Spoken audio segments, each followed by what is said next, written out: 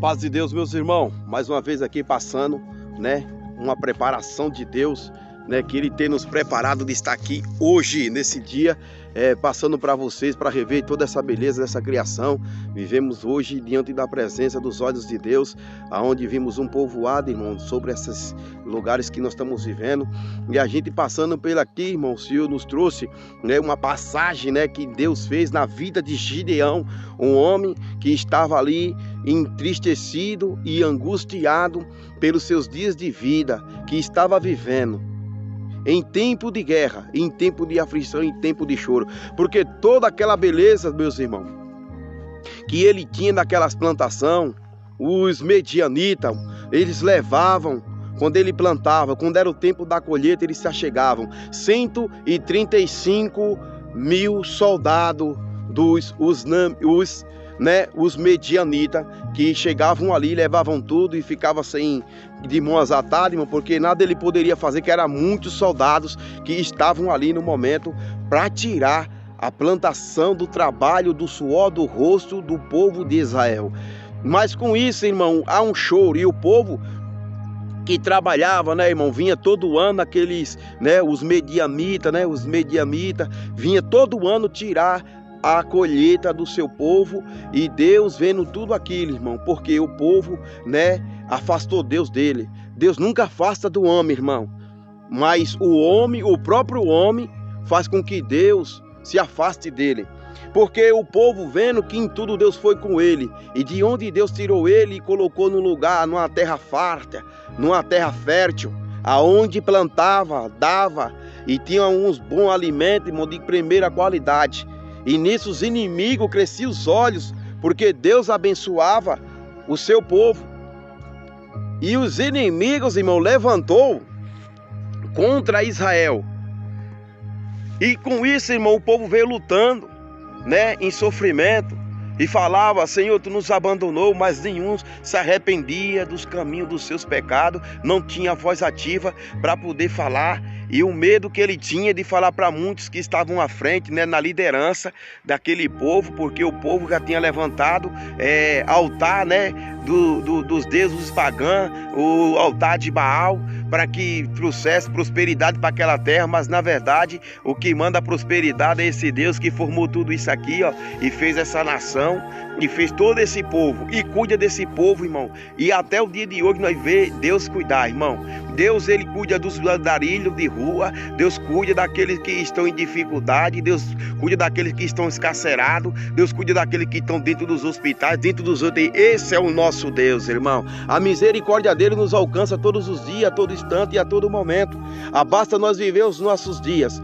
Mas naqueles dias, irmão, nos dias, né, os medianitas que estavam ali encurralados e levava toda a colheita da plantação que aqueles povo de Israel plantava, e ele escondia nas cavernas, ia para as montanhas, porque ele já sabia que os medianitas viriam para tirar tudo aquilo que ele plantou, que ele colheu, levar tudo de mão beijada, levar todas as coisas valiosas que ele tinha.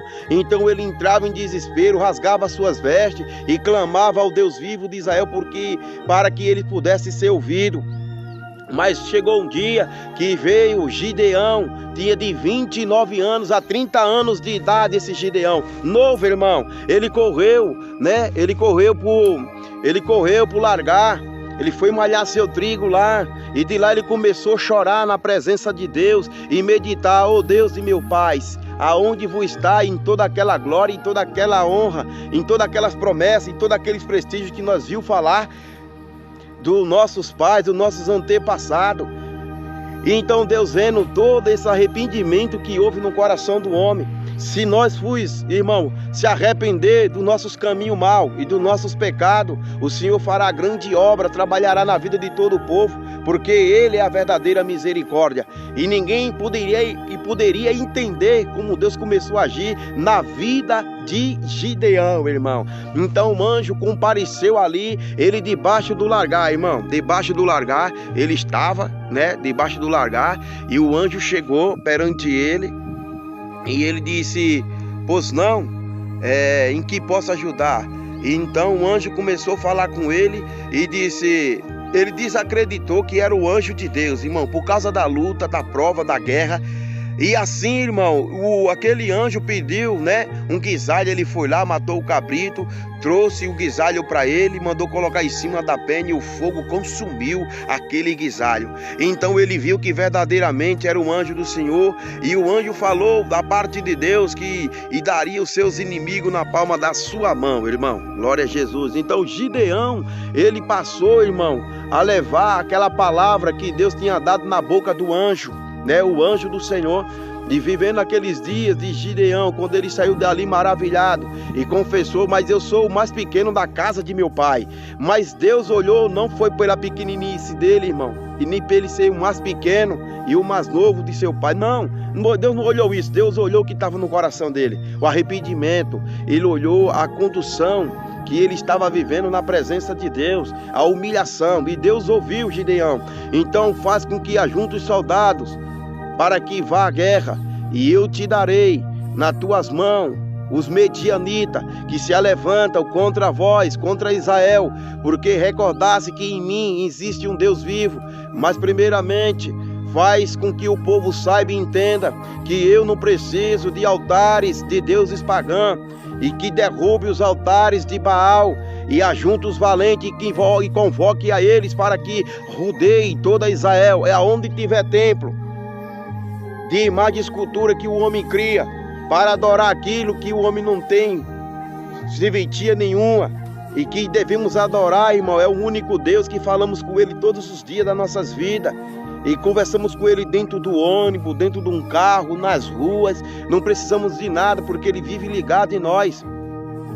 Então ele foi, irmão. Então disse, pegou um carneiro daquele, matou, tirou ali o couro daquele carneiro e colocou, irmão, sobre ali o templo, e disse: Senhor, eu quero que todo o povo saiba que é o Senhor que está comigo, porque eu vou matar, tirar o couro desse carneiro, a pele daquele carneiro, e vou colocar. Se o orvalho do céu molhar todo esse couro, e não molhar até só o couro de carneiro que daqui foi tirado, é sinal que o Senhor vai estar conosco e vai dar a vitória dos nossos inimigos nas nossas mãos. Olha, irmão, situação que ele fez, né? Ele fez a prova do amor de Deus, o sinal que ele pediu para Deus perante todo o povo, para o povo começar a crer. E a gente vive pelo sinal de Deus que ele faz nas nossas vidas. É um milagre, é uma libertação, é uma cura, uma porta de emprego. É o sinal que, como ele vive entre todos os povos e entre todas as nações da terra, e que ele sempre se faz presente, mostrando os seus prestígios e as suas maravilhas daqueles que confessam perante o Senhor, o nosso Deus que está no céu, em mérito de Cristo Jesus. Então o povo viu, irmão, que Deus estava com Gideão, de 29 anos a 30 anos de idade, irmão, novo, mas o povo sabia que Deus estava com ele, e ajuntou 32 mil soldados para ir, irmão, para a guerra. E dessa guerra eles foram e colocaram diante de um rio para beber algo, que bebesse como cães.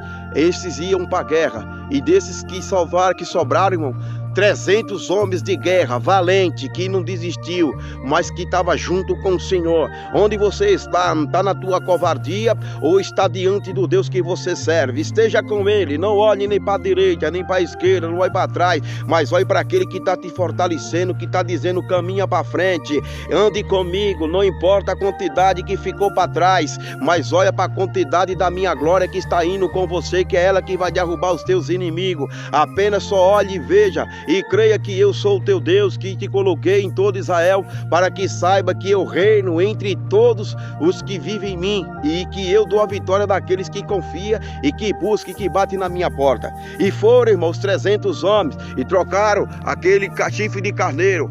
E então os medianitas, irmão, se perturbaram e disse: o Deus de Israel está vindo junto com ele. E então entraram em contenda, em guerra, se mataram. Nos esporos de guerra mataram. Quando o Gideão chegou lá, estavam todos mortos, irmão. Então tudo que tinha, ele pegou tudo que tinha, colocaram em cima dos cavalos e levaram os bois, cavalo, jumento, todos os alimentos que tinha, ouro, prata, e os que ele tinha, todos aqueles exércitos, foi levado pelos exércitos de Deus, de que Deus deu a Gideão a vitória por ele acreditar, irmão. 135 mil soldados que tinha ali os medianitas, 135 mil soldados os medianitas. Irmão, é muitos soldados, para 300. Então Deus fez com que ele mesmo se ferisse no seu próprio fio da espada. A honra e a glória seja dado a Deus, porque não confia em cavalos, em cavaleiros, em ouro, em prata, em nada desta vida, mas confia no teu Deus, que ele te prometeu foi vitória. Não foi a vitória num carro, numa casa, numa fazenda, não. Ele prometeu a vitória no seu filho hoje. Hoje nós temos a vitória de seu filho. Hoje nós somos bem-aventurados por nós ter a salvação e por estar aqui ligado junto com vocês. A paz de Deus, meu irmão, que a paz de Deus esteja com todos vós. E aonde o rio, os soldados valentes beberam, e o Senhor fez com que o Gideão ficasse na comunhão. E veja o que vai junto com você, Gideão, para que vá à guerra, para me dar a vitória nas tuas mãos. A vitória é aquele que está no Senhor. Que a paz de Deus, a honra e a glória do Filho de Deus esteja entre nós para ir à salvação da vida eterna.